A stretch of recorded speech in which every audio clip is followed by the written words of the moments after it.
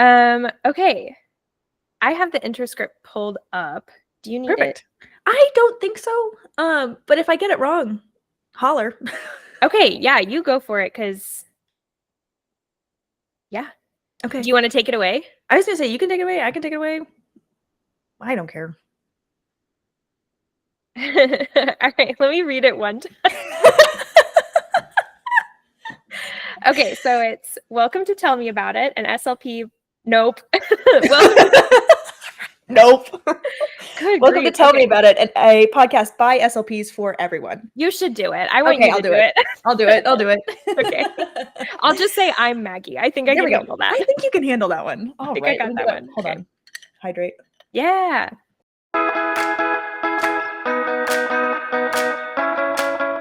Oh my goodness.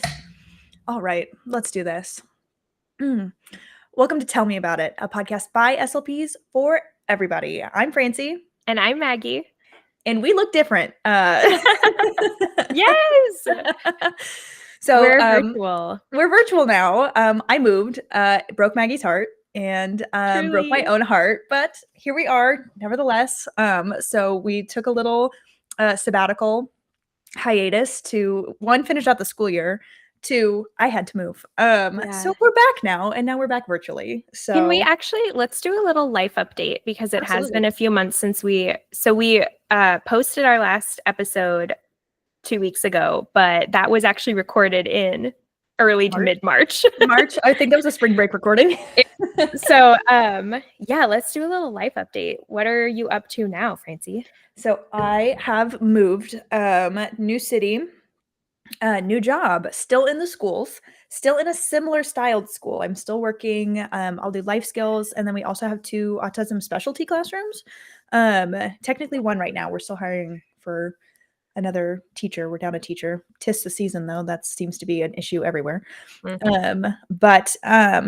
I'm doing the same thing, just different place.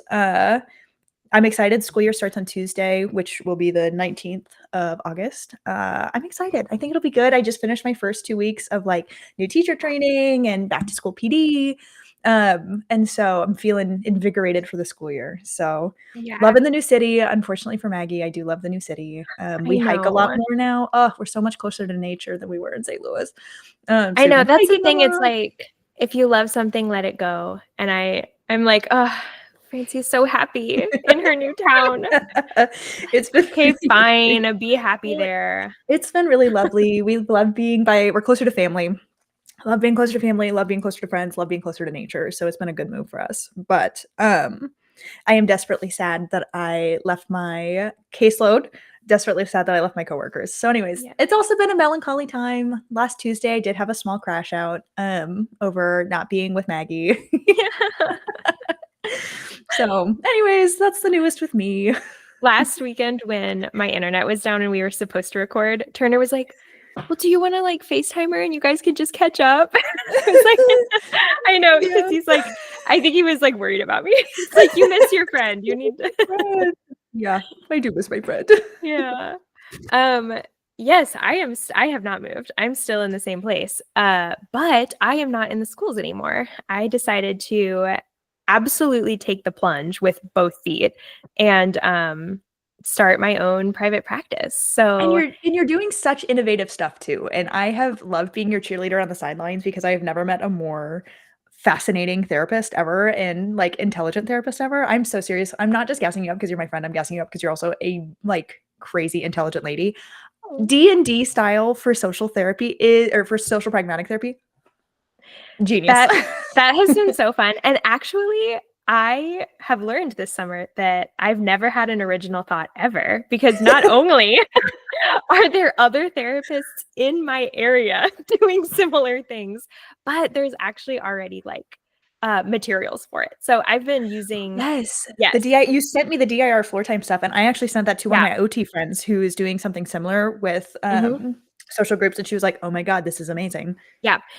So I was basing my group off of Critical Core, which is developed by therapists, like mental health therapists, but using the tenets of DIR floor time, which a lot of SLPs also use and we're both familiar with. And yeah, it was great. So I ran a social skills group this summer by playing Dungeons and Dragons, which is a huge hobby of mine and also super fun. So yes, got to do that.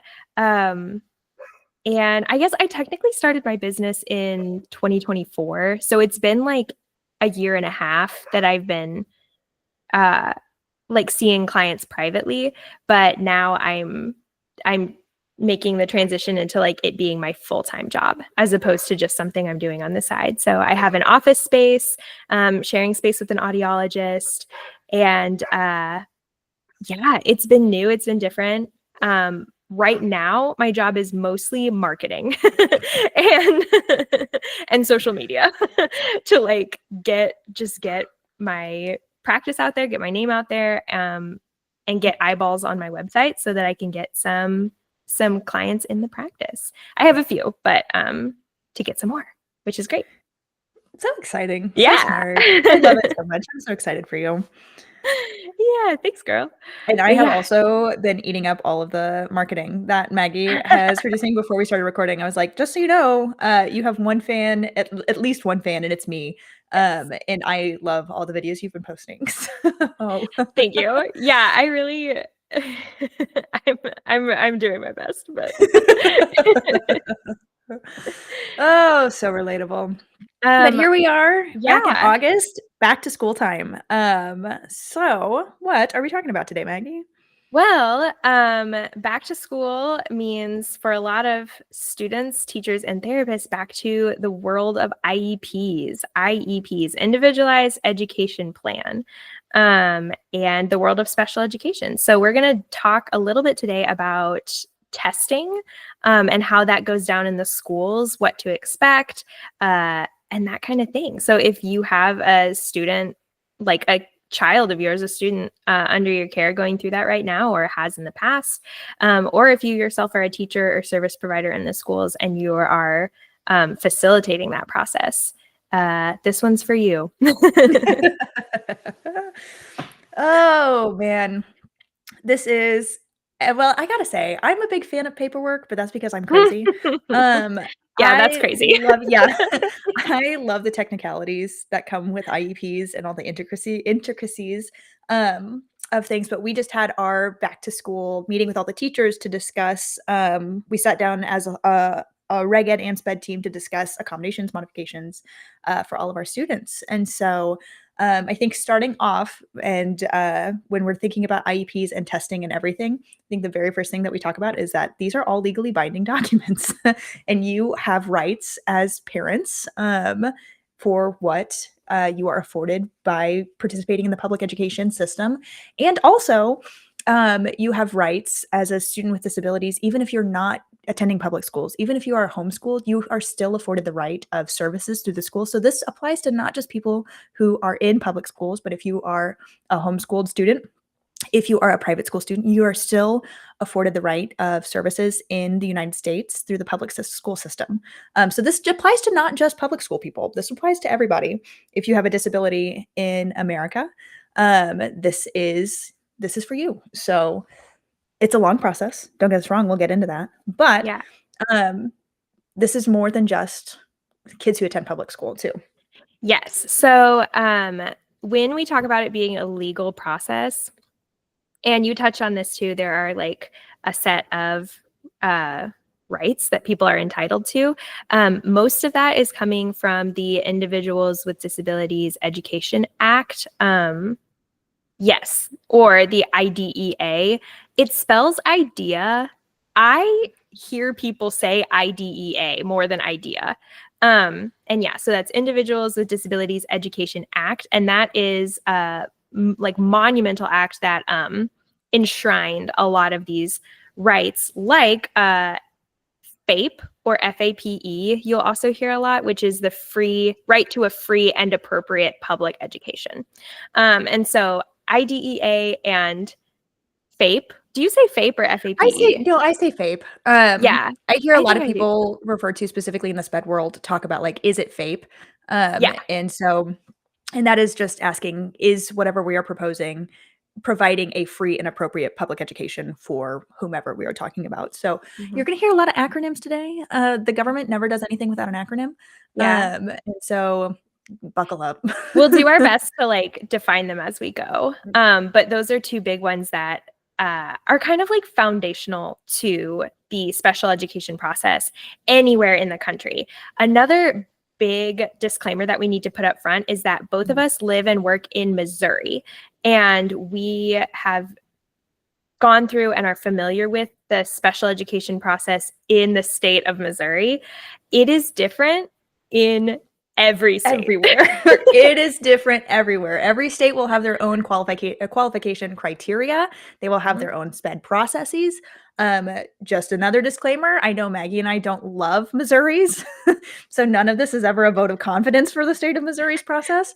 But this is the one this is the one that we are most familiar with, and can speak to the most. Another acronym you and I, Maggie and I, will refer to a lot as DESE. That is the Missouri Department of Elementary and Secondary Education. And so if we say DESE, that is our governing body in the state of Missouri who oversees the qualification criteria and also all of the other education things in the state of Missouri.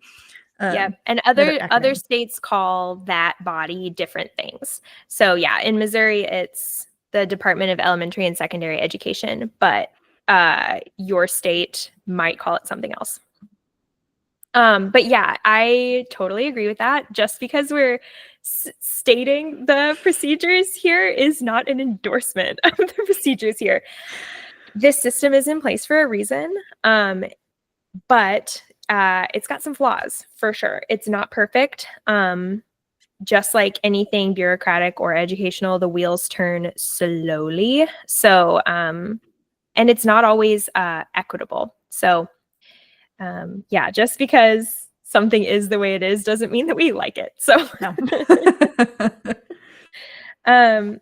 But yeah, I guess let's something that has been on my mind lately is how long the testing and evaluation process can take for special education. So I think that this is something that a lot of parents don't realize. A lot of teachers and service providers are like intimately familiar with because we're in it making the wheels of the process turn, right? But yeah, do you want to like kick us off talking about like how long can Yeah, because it's long one way or another, but one way is definitely a little bit longer. So there's multiple pathways to special education.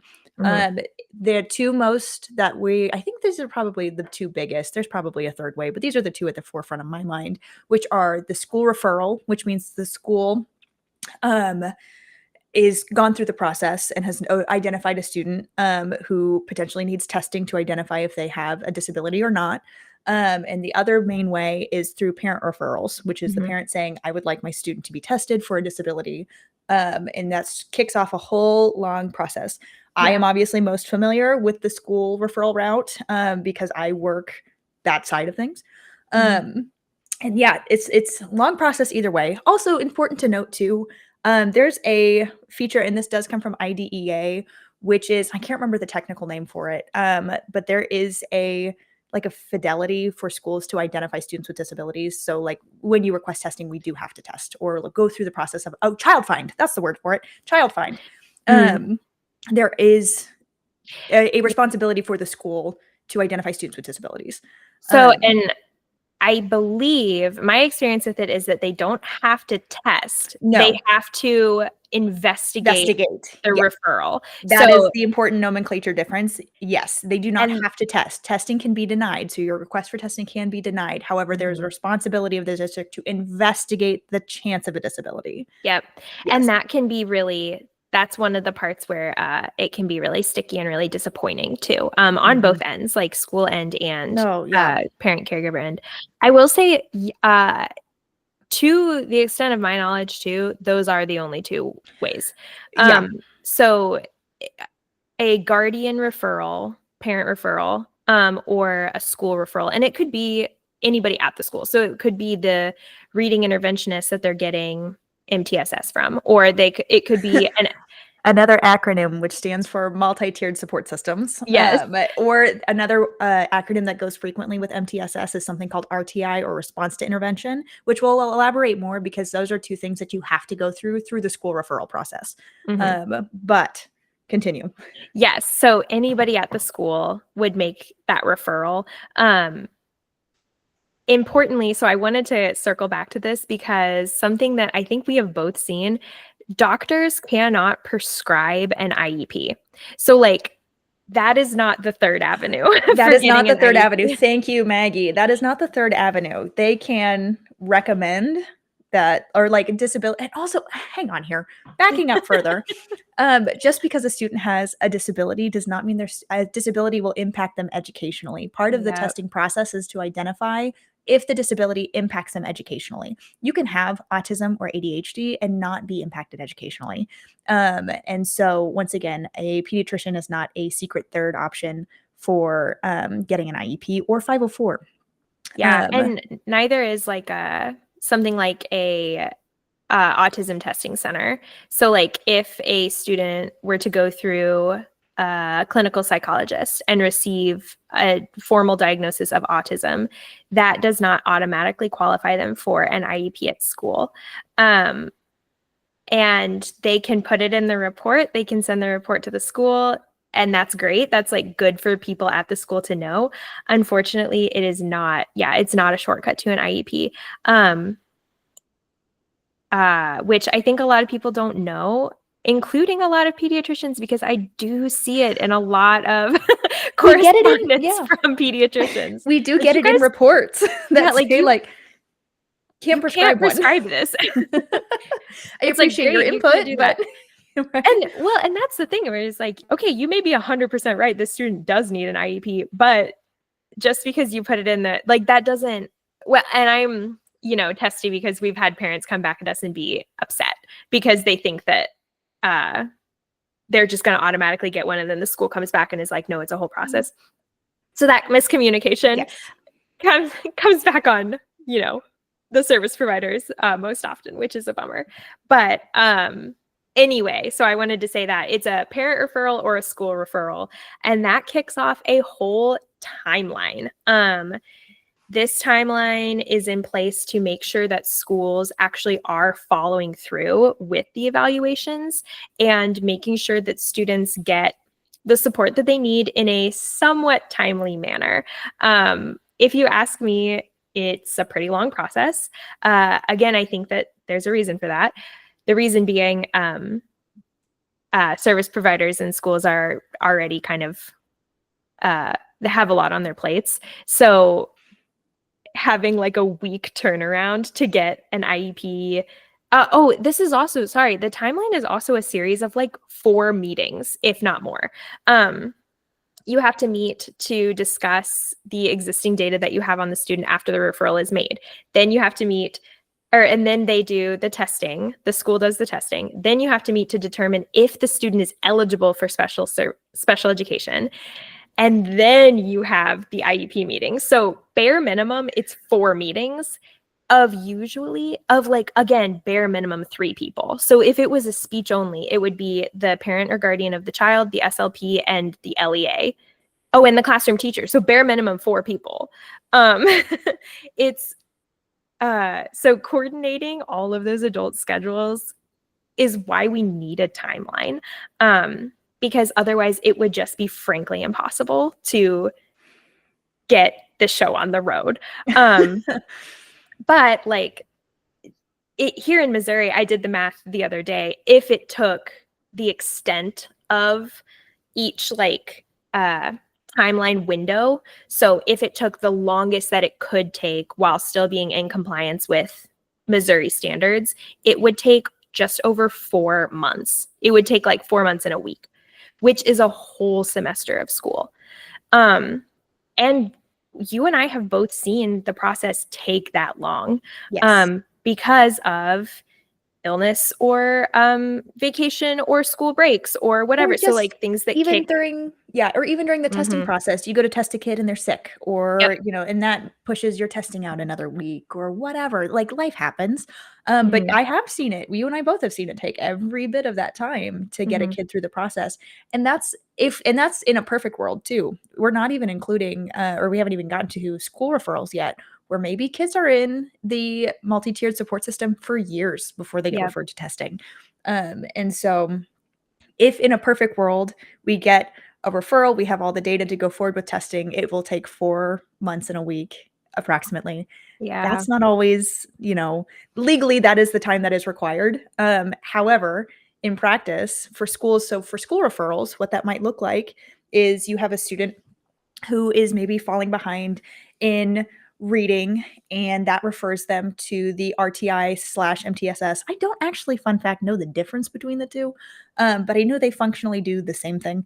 Yeah, they're functionally similar enough that I think Yes, it's and I okay to use often see it. them or not hyphenated, but like slashed and combined. Yep. So it's effectively the same thing. And so that starts a whole process of academic interventions, which might take place. I know data cycles, I feel like on average, for my own experience, is about 6 weeks. So a teacher approaches the RTI or MTSS team and says, "Hey, I got this kid who is maybe struggling with phonemic awareness." The team will say, "Here's 6 weeks of interventions." Oh, because there's tiers within this too. Tier 1 is just classroom instruction. Tier 2 is teacher comes in and says, "Hey, I got this kid who's struggling with insert skill." We'll go with phonemic awareness. Mhm. And the team says, "Here, try these interventions." And for 6 weeks, the teacher will administer a little bit of extra support in the classroom, and then track the data. If they make progress there, they would not need to go on for further support. If they come back after 6 weeks and say they're still not getting it, um, they can either go for another round of tier 2, or sometimes they'll go up to tier 3, which means they'd be pulled by an interventionist for another 6 weeks to try a new, like, individual service kind of situation. Um, Or take like that for small group. small group, yeah, Yeah. small group, individual situation. Mhm. This would be the role of a reading interventionist, a math interventionist, academic interventionist. Some SLPs provide tier 3. I know Mhm. for speech and language, I would do tier 3. Um, That was kind of what we did. We called it speedy speech at mhm. our school that we worked at together. We would pull kids out for speech services that were not It was the on an same, IEP. Yeah. and it was the same therapy, but just done Yep. in a different service delivery. It's the same stuff, Yeah. but administered in a smaller group to help try and remediate any issues. Take data after I have a gnat in my. Oh, I got it. Oh my gosh, did Oh, you see that? My plants we moved and now we have gnats again from all of our dang it. plants. I know. Anyways, I got that on the You first try. just That was so good. snatched it out of the air. That was absolutely insane. Anyways, you'll go through another 6 weeks of data collection and interventions and then reassess too. And if tier 3 is not successful for schools, at that point, you refer to special education testing. So that's Yep. another culmination of potentially 12 plus weeks. So Easily easily. 12 plus. Yeah. Oh gosh, there was something I was going to say with that. Oh, okay. Yes. So the reason for this tiered system and this like extensive kind of data collection process is another acronym called LRE, or the least restrictive environment. So under the IDEA, kids are entitled to a free and appropriate public education, FAPE, in the LRE, or the least restrictive environment. Lots of acronyms, like we said. Least restrictive environment means that the kids are getting their education with basically like the least amount of support Yeah. that they need to be successful. So like it's kind of like, do they need to be riding a tricycle? Do they just need training wheels? Can we lift the training wheels up off the ground a little bit? Do they just need an adult holding on to the back of their seat, or are they ready to ride the bike on their own? Like that. So like riding the bike on their own would be general education. And then working all the way back to that like tricycle would be something like a support classroom, right? And so it's levels of support to do the same thing, which is riding a bike. And that's why we have to go through this whole, like all of these tiers, because every kid starts just on a bike with no training wheels. Like that's, the kids come into school and they go, all right, here's your bike with no training wheels. See if you can ride it. And like some kids just take off, and then other kids really have a hard time riding that bike, and so then we kind of have to work backwards, and it's like, all right, well, what if I put my hand on the seat? Does that help? Is that enough? Nope, we need more. Okay, what if we put some training wheels and you work backwards through that instead of working from most support to least support. It's a really fantastic analogy. I have not heard that analogy used before. That's really good. Thank you. Do you want to hear something? Yes, I I do. literally just came up with that on the fly right now. I will be using that actually now. Okay, awesome. That's now permanently in my lexicon. So filing that one Yeah. away. No, that's a really good analogy for it because, and once again, I don't know if we've talked about it yet, but oftentimes I hear the word wait to fail when it comes to special education, specifically in Missouri. And I feel like your bike analogy is perfect for that. We have to watch you fall off of the typical bicycle several times before we will be like, maybe we should put our hand on the seat, Yeah. And and that's the part where I feel like it comes in for both of us of like, just because we're stating the way that this is doesn't mean it's an endorsement of this system. Like, I think that that's an equitable way to go about it? No, I don't.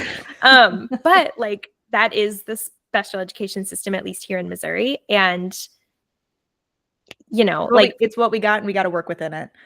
Precisely. Because I might not like the system, but the system does help children. And so unfortunately, here I am screaming at the sky, but also trying to do my best. So here we are. Totally. And that's the thing. Like, we can advocate for change while we are waiting on change, this is what we've got, you know? And so like both you and I have a very like boots on the ground mentality of like, would I love to be a lobbyist in Jeff City, like banging on Congress people's doors and demanding change? Absolutely, I would. And I am just annoying enough to be a lobbyist. I think I would love that job. But I have been known to send a letter to a congressman before. So like, yes, we're that type of person. And so do they have my name and information in their voicemail inboxes? They absolutely do. But while we're waiting for that process, I got kids I'm trying to see, right? Like exactly. I got kids I'm working with. And so in the meantime, we're speech therapists and these kids can't read. Like, we got to get in there, you know? So it's, yeah, very much.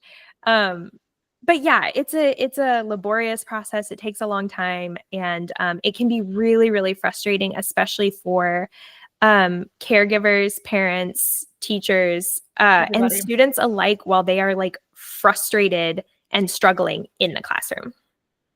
Could not agree more. Yeah. Could not agree more. So process wise, we're now back to, let's recap what we just talked about because we went on a couple tangents. There is the parent referral. Francie and Maggie. No.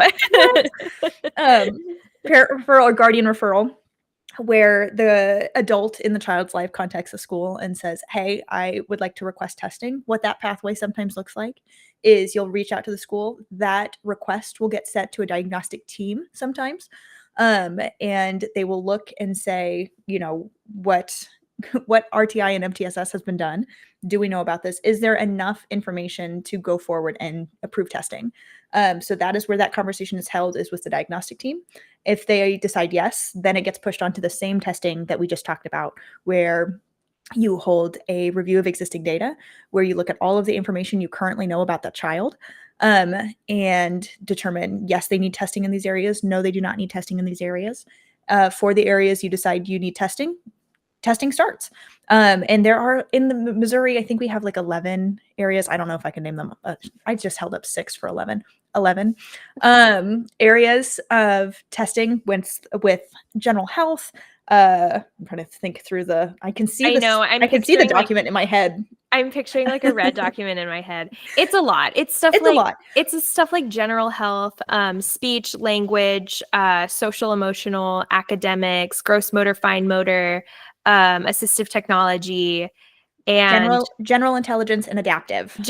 Cognition, adaptive, and other. Yeah. So, and that might be all of them. I think we actually just got all those. Don't quote us, but yeah, those are all of the areas you could possibly test in. You'll decide whether you need testing in those areas, yes or no, and then testing will commence. And so for us, usually that is speech and language testing.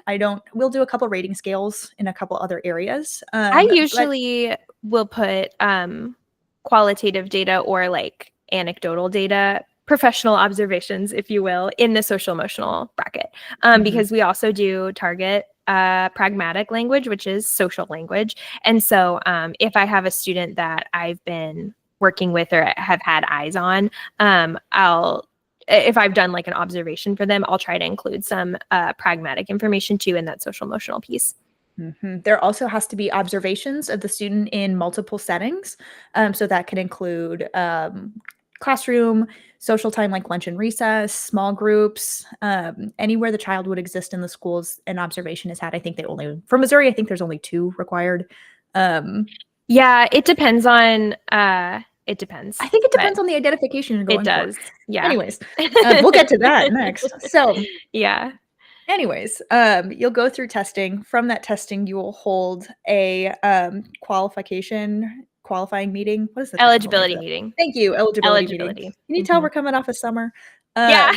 An eligibility meeting to determine if, and the whole team has to agree on this. So all diagnosticians, providers, teachers, LEAs, which also stands for legal something something. It's usually a principal process coordinator or somebody else who is a representative of the school in the meeting. There's another Nat. Oh no. Anyways, it stands local education agency. So it's basically the person that is representing the school, not legally, but like representing the school at the meeting and predominantly making sure that we, like the service providers, are doing their paperwork correctly, and are checking all the boxes. So yeah, that's the LEA. I can never remember what that acronym stands for either. Nope. But from there, the whole team has to decide, is there a disability, yes or no, and what areas do they qualify in? And in the state of Missouri, we have multiple disability qualifications. It's not considered a diagnosis. It is called an identification. Yeah. I think that there's 12. That feels right. I feel like that's right. I think Anyways, it's 12. You can all find this on Missouri DESE's website, which, like every government website, is impossible to navigate. Yeah, it's easier if you just in the main Google search bar search the question that you have and then MoDESE, MoDESE, and then hit enter. And usually the link will pop up that way than trying to navigate on the website. But so from that, you'll identify any identification, if so, would best qualify the student, or best, I view it as, what is the best picture of the student and their strengths, weaknesses, where they need support, so on and so forth. And you can technically have multiple identifications. Specifically, we see this a lot with having speech sound disorder as a secondary identification to whatever is the first identification. But you'll pick the identification code that best describes the student, and that is how they get services. And then within 30 days of your eligibility, you'll hold their very first IEP meeting or an individualized education plan meeting to help address those areas of weaknesses that was identified during testing. And then you start your special education journey. And like I said, this is a long drawn out thing. But that's how you get, that's the big long road to testing, at least for initial services. Yes. And actually a really helpful document on DESE's website is a flow chart that goes through all of that. And so like, if you think of it as a flow chart, you're probably thinking to yourself, ooh, there's several stopping points on that flow chart. And you would be right. Like, something that I just wanted to touch on this really briefly. So like submitting a parent referral, or a school referral, like I've had referrals of mine get kicked back before and the diagnostic team say, no, we're not going to test. The reason is they have done their due diligence of saying like, we're going to investigate this request, but we don't have evidence to support that there is even something here. And usually that would be like what I would call a confounding factor. So that's kind of like a research term, but it's like there is some other reason on that kid's radar for why they could be having a hard time in school. Usually it's attendance. That's the one that I think we will see a lot as service providers. If we're like, this kid is really having a hard time keeping up in school, their grades are slipping, they're confused, they're frustrated. If the diagnostic team looks and says like, ooh, well, they had like 78% attendance last year, we can't definitively say that it was not due to the fact they were missing so much school that they're struggling now. So the kind of remedy for that would be like, well, see if they can get their attendance up and see if they improve from there.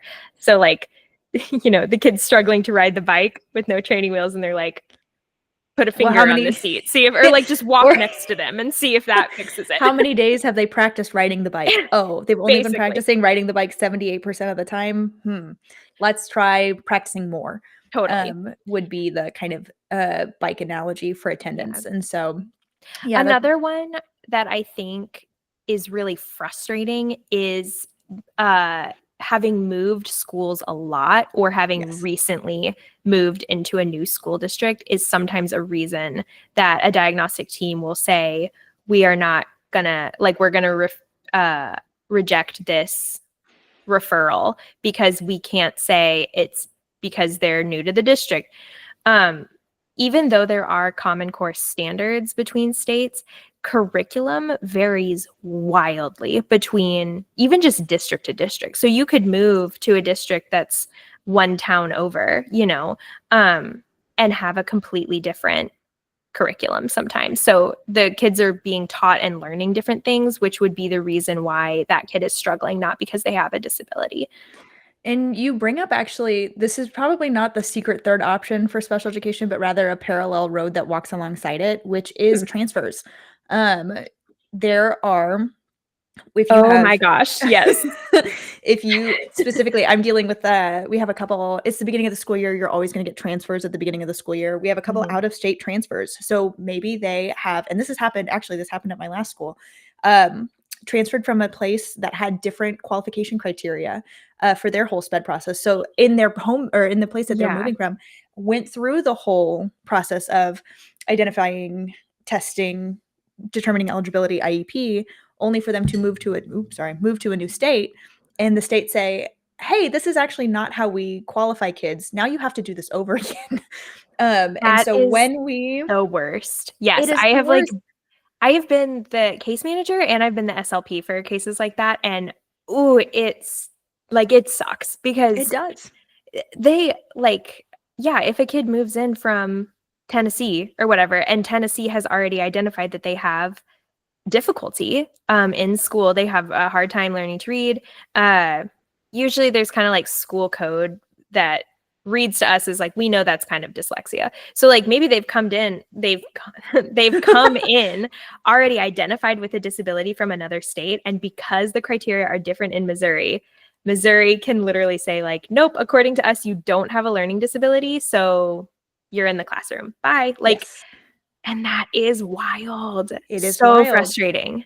In my experience and in the state of Missouri, when we receive a transfer, while we are investigating what in their because you'll have two documents that follow children through special education, and it's always their eligibility or their triennial review of existing data, their red information, and then their IEP. For Missouri, we'll look at that information, and sometimes we'll accept one or the other documents. 9 times out of 10, we reject the IEP, and you have to hold your own IEP in district.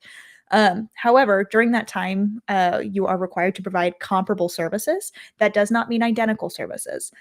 So we will look at the services they were receiving in their previous district, and then provide whatever is comparable for your district while you're going through that whole investigation process. So for me, right now, we've had several eligibilities be accepted, which is great. This means that we do not have to test. We will just have to write a new IEP within 30 days of the school start. And they are hunky dory in their sped world. There are times, and I know for Missouri specifically, North Carolina is one that never, their evaluations haven't, like, they don't transfer nicely. Weird. And it's, well, so North Carolina, and the only reason I know this is because I had to deal with it one time. It's burned into your brain now. Right? Yeah. They combine speech and language into one identification, and Missouri splits those out. And so we had a child transfer in who was qualified under speech and language from North Mm, Carolina, and we had to redo the testing to split out the identification under just speech because we can't transfer in an identification that doesn't exist. So yeah. that rejected their evaluation, and then we had to start the whole evaluation process over here in Missouri. So there is a parallel path to SPED if you are existing SPED and transferring to a new district. Yes. And so far we have only really been talking about initial so like entering into the special education system. 75% of this process happens every 3 years for kids that are already in the process or already in the program, in the special education program. And that is, yeah. Yep. Every uh, 3 years, we look at whether we need to re-identify a child. So it's called a triennial evaluation.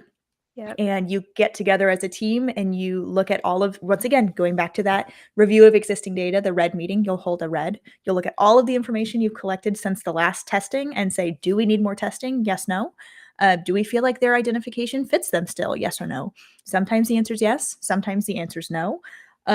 Depends on the kid, depends on the case. And And it so, depends on what's happened in the past 3 years. yes, absolutely. Yeah. Um, yeah, every case is different. It's something that like I remember learning about this whole process in grad school a little bit. We didn't go into depth because in grad school, because like I said, every state is different. And so they didn't want to spend a whole lot of time, class time, teaching us about Missouri law when odds are most, it's not like everyone in the cohort is going to work in Missouri schools. So, but learning about this process for the first time felt like drinking from a fire hose, and it feels so confusing. And now that like I've been in it for a few years and we're used to it, we've like kind of learned the rhythm of it, but it's And confusing. It's and a it's lot. still fire hosy. And then also to that point, every district does it a little differently. Yeah. And so we have the timeline set by DESE. A lot of districts will actually set their own personal timeline in shorter increments than DESE's timeline, just to make sure that we are fully in compliance. Um, and that's different district to district. Where it was 45 days at my previous district, it might be 30 days at my new district. And so that's what I've also been doing the last 2 weeks, is learning, what their own internal process looks like. Because it's different place to place. Yeah.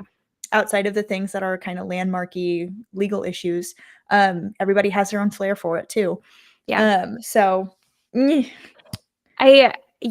that is a long answer for one of the ways that this process could be stopped after referral, like right at the very beginning.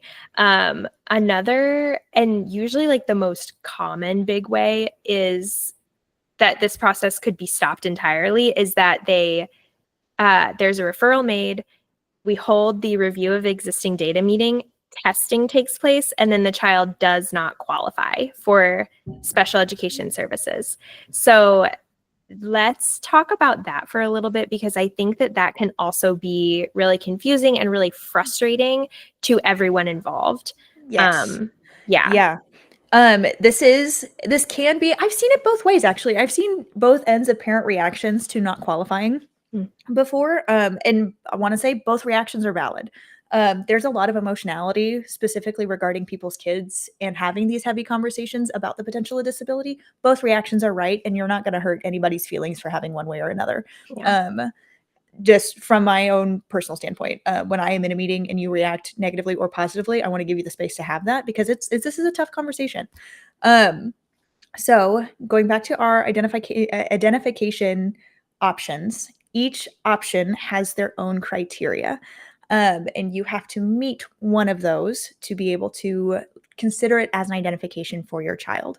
And so after you complete all your testing, if you have those boxes checked for potential identifications, you can look at those. Sometimes you don't get that.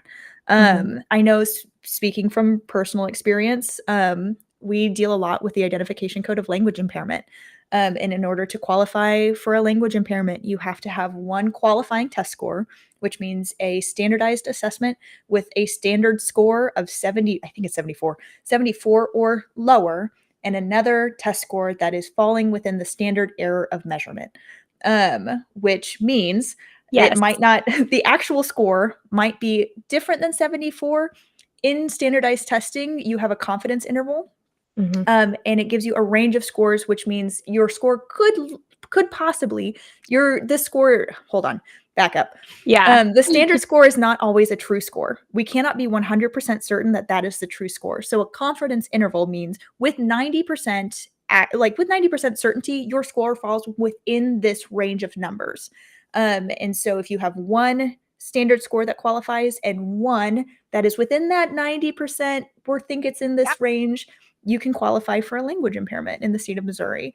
And the reason we will talk more about this, I think our next episode we have planned is the stats episode, basically where we talk about standardized testing and how to read the evaluation report, because it's a lot of numbers and it's a lot of jargon and it's really confusing.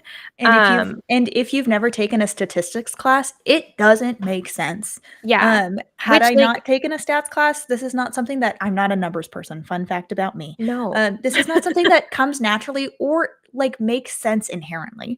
Yeah. And it's the job of the providers, in my opinion, to make sure that everybody at the table knows what these numbers mean. So we'll be talking about that in our next episode. Totally. And like, let me be clear, I'm pretty sure I got a C in statistics in college, just to expose myself on the pod. We are not numbers or math girlies here in the SLP land. I am not a math girly, but I am a research girly, and I know enough about statistics to do this job. So, but like, that is to say, if you're thinking to yourself, oh my God, I'm horrible at math, don't worry, me too. And actually Francie knows this, statistics and standardized stuff is like one of my favorite things about being an SLP. I think it's fascinating. It has its pros and cons. It's got its strengths and weaknesses. I'm not blind to those, but like, it is an absolutely fascinating. So we will, if that explanation was so confusing, don't worry, come back next time to our next episode and learn more about it. But basically what that means is, the standard error of measurement exists because like kids are different on different days and people are different on different days. So like, we'll maybe talk about this. Oops, sorry. I'm so sorry. I interrupt you all the time. You're fine. No. And I want to make sure, and we'll talk about this more in the next episode too. Testing examines one specific moment in time with a child. And so on this day, they did this number. However, at any other given time, their score might have been between these ranges. So that standard error is basically like, all right, they came in, we administered this test, but like they went to bed really late last night and they were super hungry. And so like they scored 2 points lower than they would on a day that they were well rested and fed, or, you know, had breakfast or whatever. And like, we're not hungry. So that it kind of adjusts for those small differences in performance. Basically saying like, so if we turn that standard error of measure into a qualifying score, we're basically saying like, hey, they technically performed outside of the range today, but that's not to say that it was so close that's not to say that on a different day they wouldn't have received a qualifying score. So it's kind of like covering the bases of saying like, hey, they were right on the bubble. They're so close. And we have this other score that does qualify, which leads us, like, in our professional opinion, to say that, yes, this child does qualify for a disability and, you know, identification of a disability under IDEA, blah, blah, blah. But yeah, so that was clear as mud, probably. It's like drinking from a fire hose and it never stops. Like, it never becomes clearer. So, and going back to reactions to these things, both ends are valid for this. And so, I just lost my whole train of thought. Wow. Parent reactions to receiving either a positive identification, like, so saying like, yes, we've identified your child as language impaired. That is their like learning disability that we've identified. So we're going to move forward with them receiving special education, or like the opposite of that, of saying like, hey, I know we have all these concerns. We went through testing. They did not qualify. And that's the point I was trying to make, is just because they did not qualify does not mean that they're not struggling. That is a point that I like to make in meetings too. If the parents are really disappointed by the fact that they didn't qualify, that is not to say that they are not struggling. In the state of Missouri, it's very hard to qualify for special education. Your scores have to be 74 is such a low number. It's really low. When you're looking And at a that's bell curve, once again, next time. next time we'll talk about it.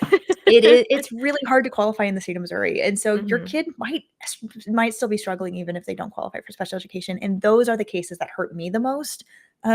Because gosh, I want every kid to get the help they need. And this is where we come back with tier 3 RTI, MTSS to help, because gosh, we're never going to leave a kid without help. And I have worked with colleagues in the past who will go so far as to say, like, well, they didn't receive qualifying scores, so that means they don't have a disability. And like, I personally would not use that language because I think, unfortunately, the way that our SPED system is set up, kids can be disabled and not qualify for special education. And like that, I have left meetings holding back tears. I've left meetings with steam coming out of my ears, like so mad that like we could not get services for this child.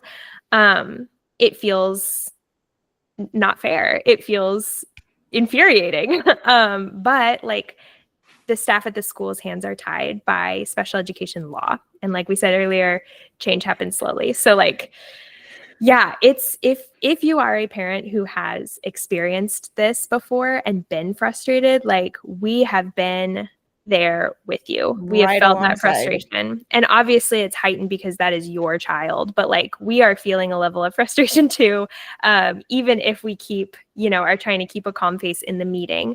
But yeah, it can be really disheartening for sure. So, and that's also another reason why kids will sometimes go through the evaluation process multiple times. For Missouri, actually, we were talking about this at the very beginning. It's harder to qualify at a younger. Oh, this is the point I was trying to make, and we can talk about this probably next episode too. Standardized testing is not based off of curriculum, and so the tests that we administer during the special education process have nothing to do. It might be different for academic, like psych examiners, but for me specifically, the language evaluations that we give are not based off of the curriculum that the students are being given, and oftentimes the curriculum is a little bit higher than the developmental norms and the developmental expectations for kids.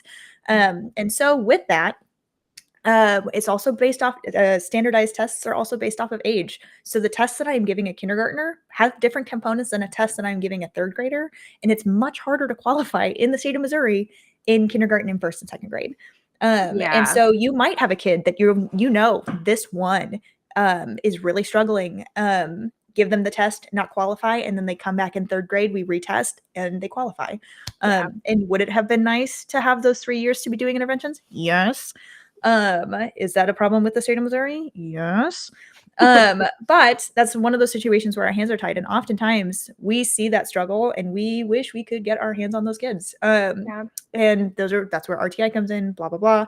But testing at different ages oftentimes has different outcomes. Just because of how child development works, and how our standardized tests are set up. And that's another really frustrating thing. Yeah, God, that is one that like, oh, I'm like bumming myself out thinking about it. But seriously, like, because we have been there so many times where like we'll hold an eligibility meeting on a student and be like, we'll see him again in third grade. Like because we see what's coming kind of down the road for this student if they have scored below average on these tests. And given all of this, like you wind up with a lot of data on this child and how they're doing in the classroom. So taking all of that together as a professional, you can look at that and you can kind of see the writing on the wall, but it's so tough. And now my brain is like, I'm having a hard time remembering what we talked about after I hit record. But we see the writing on the wall for this child, and Missouri is kind of like a wait to fail special education model. Oh yeah, because we talked about the bike. So like maybe we are sending this kid down the sidewalk on their bike with no training wheels, and we see them wobbling like crazy, and we're like, we know they're going to crash, but we have to wait for them to crash. And that is the part that is so hard. Yeah, sorry. I totally was like, have we talked about this? Sometimes we hit record and I black out and then I just start rambling. Um, So yeah, that's yeah, the heartbreaking part for it sure. is. And it's not to say that SLPs or teachers or reading interventionists or math interventionists or anybody are saying like, oh, like they didn't qualify, so like lighter caseload for me, haha. Like, no, like a lot of times it's really frustrating for us too. And Mhm. just to sympathize, not exactly empathize, because again, they're not our children, like personally, but like to sympathize with that frustration that caregivers feel of like, we also see the struggle, we also see that. And yeah, it's tough. It's so tough. It's so tough. And I don't know if this is the secret unethical side of things. Sometimes you do everything you can to make sure, you gotta get a kid to qualify. I don't know Yeah. if that's the most ethical thing, but I've definitely had conversations with our prior diagnostician where maybe they didn't qualify under LI, but if we look at this testing in this way, they could qualify for a specific learning disability in insert whatever area that they are. We will try our best to make sure that we can find the ways that we can support your child. I Yeah. guess that's the part that I'm trying to say. Maybe that part's not super unethical, but Yeah, it's not, well, and because that's the thing is that like it sounds shady, it does, and it feels but shady and sometimes. it feels shady, but I I don't think it is, because and also sometimes it happens in a way that's just like weird. Like Oh I yeah. was talking to a parent about, there's someone I know, not somebody I worked with, but someone I know about uh their family member who received IEP services under an identification that they were like, this isn't the issue though. Like, why would they qualify them under ADHD? Like, that's clearly not the problem here. And I was like, that's probably how they got them services. Like, because, this kid had a lot going on and they were really having a hard time in school. And my suspicion, having gone through this process before, is probably what happened is they did all of the testing and they were right on that qualifying line, but in their medical record, like, oh, they also have a medical diagnosis of ADHD, and like that issues with executive functioning, issues with staying attentive in school, that is probably what's leading to all of this. And like, so that became the like headline identification, even though in reality it's something that is just a part of what's going on with this kid. So yeah, paperwork is paperwork. And like you and I have both talked about on here before, we will get pages of information on a child, read it, and then meet the kid and be like, well, what's this? Like, this is not, like it Yes. can give you a pretty decent picture, but until you actually meet the student, you have no idea who you're dealing with. Nope. Your example is a wonderful example of what I'm trying to say, Yeah. of, like, that might not be the jump out issue, but if they can qualify under having, like, an other health impairment for ADHD, we're gonna take that because we wanna Hmm. get these kids services, and so, Yeah. yeah, that might not, when you meet the kid, might not be their biggest issue, but if it's how Right. we can qualify them, and that's an area that they qualify in, great. We are going to take that. Yeah. Um, and so, absolutely. Absolutely. So We also have an eligibility episode coming up too, the perfect. We'll do it after the then. stats episode. Yeah. So I think that might be a good time to talk about all the different kind of areas of eligibility. Mhm. Um, and then we have the IEP meeting breakdown. So we're like walking through the Perfect. process. We are here. We're gonna hold your hands when we say this in a good way. Like we are gonna walk through the whole process together, Mhm. because it's a lot. It's It's a really lot. overwhelming. It is a lot. And So even like last year, my last year in the schools, most recent year in the schools, I suppose, was last year. And I had been doing it for 4 years and I was still like, wait, how many days do we have to do this? Like it is so confusing that like even when you're in it and you're doing it every day, you're just like, wait, what? mhm. What have we done for this student yet? Like, I don't know. Um, so yeah, Yeah. that's why we write down, we we keep notes, we we do our best. But Yes. Truly, truly, anyway, truly. Oh my yeah. goodness. So this is, oh god, such a long, it's a process that I care deeply about. but it's a very confusing and long process. So I have a very tense relationship with it. Yeah. But yeah, we're here to break it down. This might have been clear as mud, and you might have just heard us absolutely have incoherent rambles for about an hour on this. But um sped is an opaque world, and so I think it's best to, and this is kind of going back to the reason why we started this podcast, is because we wanna walk this road together, Yeah. and get kids help. Oh my gosh, at the end of the day, I just wanna help kids. And I think another thing about like one of my kind of like motivations behind doing an episode on this theme is that like this information is meant to be public. Like it is meant to be freely available and understood by everybody in it. And I think that that is not what happens in practice a lot of the time. So like parents will wind up being confused, or they will get kind of let into part of the process, but not the whole thing.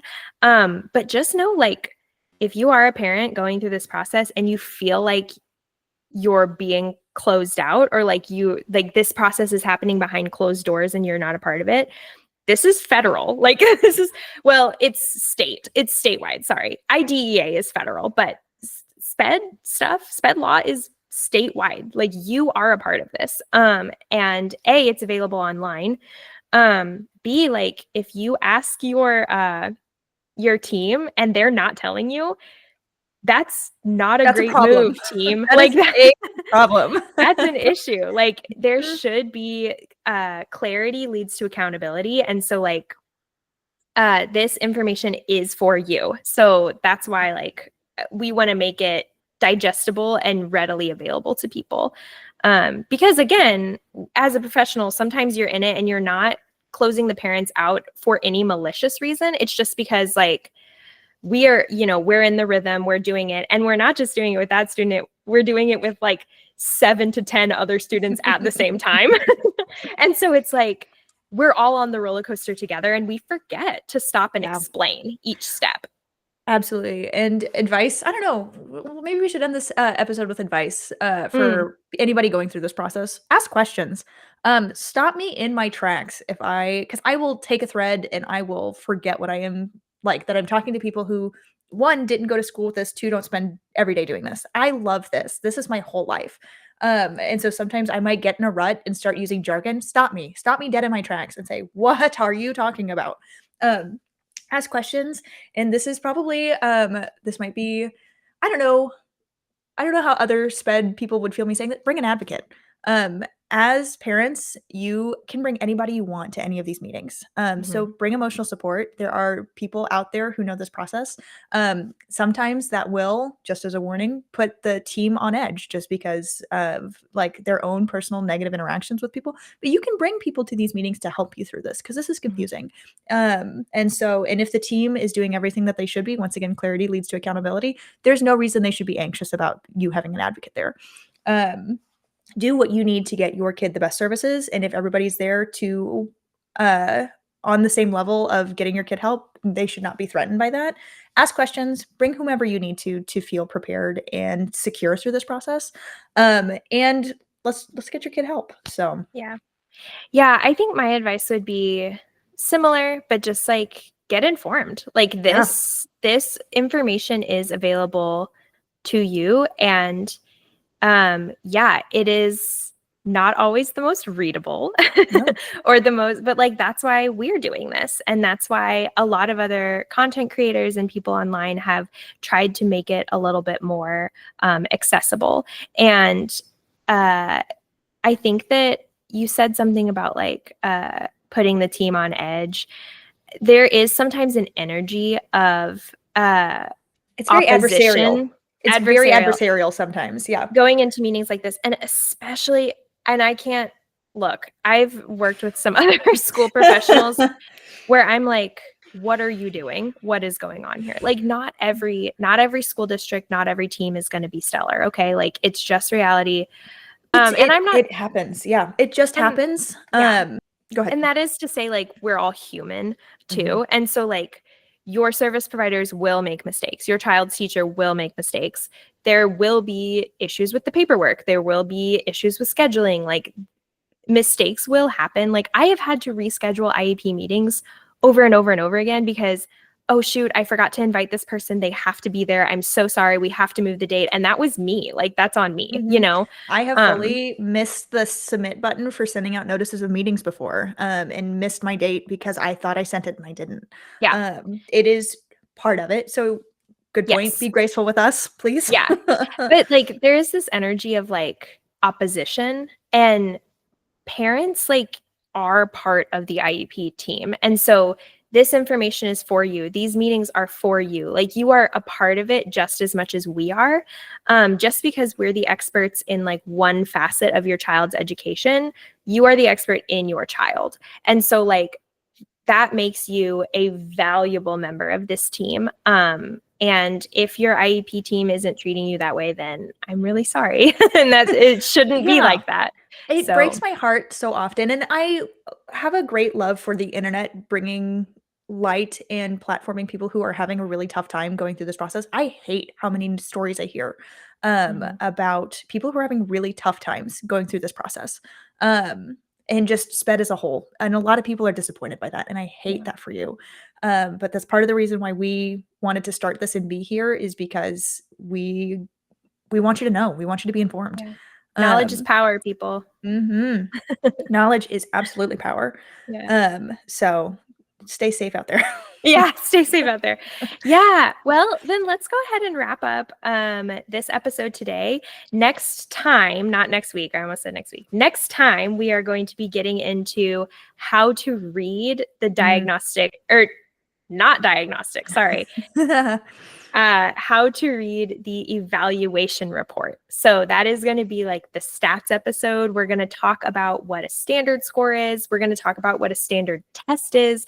We're going to talk about the standard bell curve. We're going to talk about all things standard, all things criteria, all things numbers and evaluation. So if that is something that's really confusing, then join us next time to learn more about it. This is like, yeah, kind of my pet passion topic too. I really love talking about this. So even though I was really bad at stats in college, despite that, here I am. Oh my goodness. Well, thank you so much for joining us today. Are we on Spotify yet? This is going to be a running bit now, isn't it? Oh, girl. Yeah, no. My hope is that we will post this episode to Spotify as well as back posting all of the other ones too. I keep saying we're going to do it at the end of every episode and then just don't, but and maybe that'll just be the bit. Maybe that's the bit now. We're just never on Spotify. No, hopefully by the time that this is out, you will also be able to access it on Spotify. That's my dream. That's my goal. We'll see if it happens. Until then, find us on YouTube. Tell me about it, SLP. Find us on Instagram, I think by the same handle at Tell Me About It, SLP. Signing off, your resident SLPs. See you next time.